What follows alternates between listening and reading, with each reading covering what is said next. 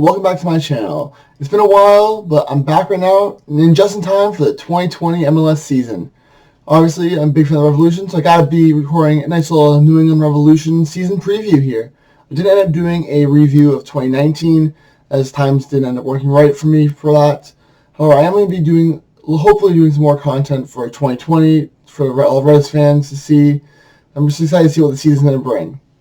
So obviously starting with the new things for the Revolution for 2020, there was a bunch of new signings. There's actually 7 of them in particular.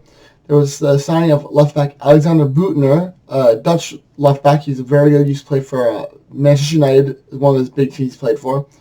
There's also a homegrown signing in Damian Rivera, a nice little attacker. There's also the goalkeeper Jeff Caldwell, selected from the waiver draft. There is Kellen Rowe, who's returning to New England after signing a free agent deal. There was another free agent deal in Seth Sinovic, another left back who used to play for the Revolution. He's back with the team after 9 years in Kansas City. And there's Adam Buksa, who's the third designated player for the Revolution. He signed over from Poland, where he's from. He's a 23-year-old striker. He's going to be a good fit, I think, for the Revolution as a tall striker, kind of similar to what Kai Kamara was a few years ago when he was with the Revolution. Now we have better service with our fullbacks, a little bit better with crossing, plus heel in midfield. A lot of options to go in for him. And we also, from the Super Draft, we selected Henry Kessler with a 6th overall pick. He's a Generation Adidas player, so he's already going to be under contract for the 2020 season. And then some of the players leaving the Revs, we have Juan Aidello, who was selected from the re-entry draft by originally Toronto, and now he's going to be playing with Inter Miami. Jalil Anibaba was selected in the expansion draft by Nashville. And the Revolution did decline options on Juan Fernando Caicedo, Brian Wright, and Edgar Castillo, as well as losing Cody Cropper and Zachary Ervo as they added contract. One interesting thing with the Revolution is they did make an 8th signing. It was a center back, Samba Kamara, from Le Havre in France. However, he failed his visa application and his contract was void, so he will no longer be a Revolution player for 2020. Which did change things, as I thought he would be a potential starter for the Revs. But obviously now we have to change things up a little bit. And a couple more of the preseason stuff was that Michael Mancienne, Brandon Bye, and DeJuan Jones all signed new contracts with the team. So they're going to be here for a little bit longer. Mancienne took a bit of a pay cut, which is going to be a big thing. I think he's a decent defender, but obviously his pay was really large for someone who wasn't as good as someone like Tony Delamea. So having that little bit of a pay cut, I think is going to be a huge help. Provide some good center back depth with obviously Delamea, Kessler, and now Farrell, who's uncertain to be a right back or center back. While taking all the new signings into account, here's a little bit of a look at the Revolution's depth. Currently in goal, we have a lot of strong options. We have Brian Knighton, who's a very capable backup goalkeeper, very good veteran. We have Jeff Caldwell, our third goalie, who I think is going to be he'll be good, but he'll probably be for Revs too. We did draft Keegan Myers in the Super Draft, but he's not under contract just yet. He was just a draft pick. And he obviously, if he signs, he'll more likely be with the Revs too. Then obviously we have Matt Turner, who's the number 1 currently with the U.S. national team for their January camp. So I do see a lot of big things with him in goal. Obviously, if he's not able to play due to a call of the U.S. or is injured. So hopefully he won't be injured, but we have Knighton there, who's a very capable backup. Now looking at left back, last year it was probably one of our biggest issues, as we had Edgar Castillo, who was underperforming. Then we had Jalil Anibaba and DeJuan Jones playing there, and neither of them are naturally left backs. Now we have 2 new acquisitions in Alex Büttner and Seth Sinovic. Both of them are quality left backs, veterans, with Sinovic being the MLS veteran and Büttner being the European veteran. I think both of them are really good, competing it out for opening day. And later on, I will have my roster prediction for opening day starting 11. And obviously I'll say who I think is going to be left back there. Then looking at center back, since the Revs lost Kamara, it is a bit weak, but I think it has some good players. Delamea, I think, is very underrated at center back, and he's going to be definitely a starter for us now that Kamara is definitely out. Then the other options, we have Henry Kessler, obviously the rookie. I don't see him starting, but he gets some game time down at Revs too. Michael Mancienne, I think he'll be off the bench more likely, but he also could start every once in a while. And we have Andrew Farrell, who is the right back, center back. He obviously is going to be a starter, whether it's a right back or center back, we don't know.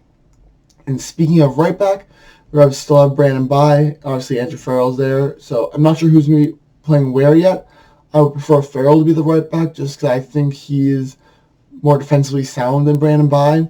But it all depends on the center back situation and if Farrell stays on the center or in the right. Then looking at midfield, probably the biggest question mark a lot of people have been having with the Revs is the defensive midfield. The Revs currently do have 3 players in Scott Caldwell, Wilfred Zahibo, and Luis Caicedo. And after Luis Caicedo's surprising admission in the playoff game where it was Caldwell Zahibo starting, I'm not sure he's going to be starting, but personally, he is probably one of the best young midfielders in the league. But I definitely want interesting what's going to happen and who's going to be playing. More likely is the 2 midfielders, one more holding, one box to box. Definitely interested in seeing what happens there. And looking at the wide midfielders, there's going to be a lot of battles going on, in my opinion. Obviously, we have Kellen Rowe, who can play wide, he can play center. He's pretty much he's very versatile, play anywhere in midfield. We have Christian Penilla. I think we're going to have Tajon Buchanan playing there a little bit. DeJuan Jones, I think, will be switching back up to a more attacking position in midfield. So they have a good amount of options out wide. But I do think Christian Penilla will probably be one of the more interesting options. However, he was reported that he's currently in Ecuador. He was home trying to sort things out, but he will be hopefully joining the Revs in training in the next week. Now, looking at attacking midfield, there's only one thing for this position, and it's Carlos Gil. Our captain, the best player last year, he's going to be a guaranteed starter, whether he's going to play centrally or he's going to play on the right side as more of an inverted winger. I'm interested in what's going to happen with Bruce Arena for his tactics. As he could go a 4-2-3-1 or a 4-4-2. And then looking at attack, the Revs do have a lot of options. We have Teal Bunbury. Also have Tajon Buchanan, he can play up there. Justin Rennicks is a good option. We have the youngster, Damian Rivera, but he's going to be a part of those too. But we really only have 2 players. That's it. That's Gustavo Bo and Adam Buxa. I do expect both those to be starters day one, as Bo obviously was one of our best players last year when he came in mid-season, scored 9 goals. He was unreal for us. Obviously, that debut volley against Vancouver was outstanding. And Adam Buxa, obviously a DP. I do see him becoming a starter for us. And having him as the number 9 with Gustavo Bo just behind him. So you have very lethal attack. And the Revs actually, I think, have one of the most underrated attacks in all of MLS. Yeah, that's all the lineup. Now, looking at the beginning of the season for the Revs, it starts out in the frigid temperature in Montreal away. It will be likely indoor arena on February 29th. Then the Revs come home for the season home opener against Chicago Fire on the 7th of March. Then the following weekend, they are hosting Portland Timbers. And the 4th game of the season is going to be at Real Salt Lake. For Game 5 is hosting Colorado Rapids. So the Revs have a very interesting start to the season, as Montreal and RSL away are both tough ones, but they're also very winnable at the same time. Then Chicago, Colorado, both interesting teams, how they are not the greatest, but they could easily rise up in their talent. So I can see them being tough games. And Portland's obviously a very good team. They're one of the better teams in MLS, especially with Diego Valeri as one of our best players. I'm very interested in seeing all these matchups and see how they roll out. And one thing I was really interested in finding out was how Bruce Arena's impact will be on the team. Obviously, this is his 4th job in MLS. He's been previously the head coach for DC United, New York Red Bulls, and Los Angeles Galaxy. Now, I want to see how he did in his second years with each team. And it's actually really interesting to see what that, in his first 3 years at DC United, he only spent 3 years there actually, he won his first 2 MLS Cups and was the runner-up in his 3rd year. Then he got the U.S. national team job. And then eventually he went to New York Red Bulls. In his 2 seasons there, he did not go to MLS Cup final, but he built a team and a good mentality that led them to go to the Cup in their 3rd year, which they ended up losing in 2009. And then, obviously, that was the year he took over at LA Galaxy. And in his 2nd year there, he made them a finalist, and he kind of brought them from nothing into something, which I think is an interesting sign. And that's what we're doing with the Revolution, where he's taking them from a team who was missing out on playoffs and wasn't throwing well, comes in mid-season, and just dominates. And I do think that he will be leading the Revolution a long way this year, which is really awesome to see as a Revs fan. So as for predictions, I'm going to start with my lineup. First, I think the Revs are going to try and go with a 4-4-2 that they played a little bit. Bruce Arena does a lot. They played it at the end of the year. And obviously, I think he's going to have Matt Turner in goal. He's one of the few staples of all teams. Then at left back, I'm going to go with Alex Bugner. I think his European experience is going to be a huge thing for the Revs. He's a big name. He's got a lot of experience. I think he's going to be a very good player with crossing. Got a very good left foot. Then in the middle, I'm thinking it's going to be De La Mea and Farrell. Personally, I do want Farrell right back, but because of the Kamara leaving, unless the Revs sign a center back between now and the start of the season, I do think it'll be Farrell next to De La Mea for center backs. And that leaves Brandon Bye as only option at right back. Not my favorite choice, but that's the only option we have, really, unless we put DeJuan Jones at right back, which I don't recommend. I think he's better suited in attack. Then the two center midfielders, I think the Revs are going to go for Caicedo and Zahibo. I just think that it's the strongest pairing. Zahibo is a very good passer of the ball. He's very big. He's strong. And Caicedo is a pit bull in midfield, and I think that's going to be huge for him as the 6, and Zahibo going box to box as the 8. Now, the wide midfielders, I think Christian Penilla will be on the left side, and that's where he primarily plays. He's a very good player, got a lot of speed. I do think he's going to be in a lot better shape than he was being last season. I think he's going to be right into the team and helping. He won't have necessarily the best season like he had when he first joined the team, but I do think he'll have a very solid third season with the Revolution. And on the right side, it's going to be Carlos Gil. He's obviously going to be the inverted attacker, going to be crossing balls in. And I think he's obviously the best player on the team. Then up top, the Revs are going to have Gustavo Bou and Adam Buksa. I don't really think there is any doubt in those two starting, just because Bou, he was a starter pretty much immediately once he joined the team last year. And Buksa is a young DP who I think will have a good future with the Revolution. And now, in terms of standings, I think this one might become a bit of a surprise. Not fully, though, as I think a lot of the Eastern Conference hasn't improved a lot.